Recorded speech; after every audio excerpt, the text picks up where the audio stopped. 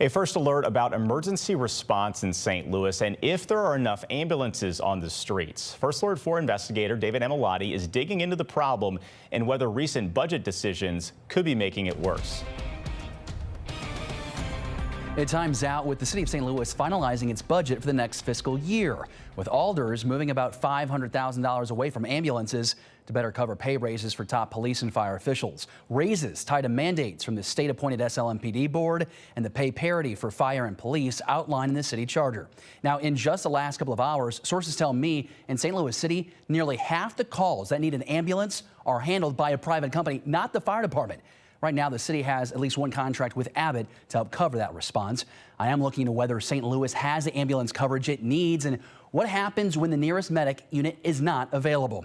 Multiple sources tell me the city can be down to only a handful of ambulances at one time, leading to long waits for patients. And one example this week, one source says, left first responders waiting for almost 40 minutes for an ambulance. We're now requesting dispatch and unit availability records from the city to document just how often that's happening and why. And we are still waiting on that dispatch data and medic unit availability. We want to know just how long it takes from a call coming in to an ambulance arriving on scene. I will update you as soon as I have those answers. For First Alert 4 Investigates, I'm David Emilati.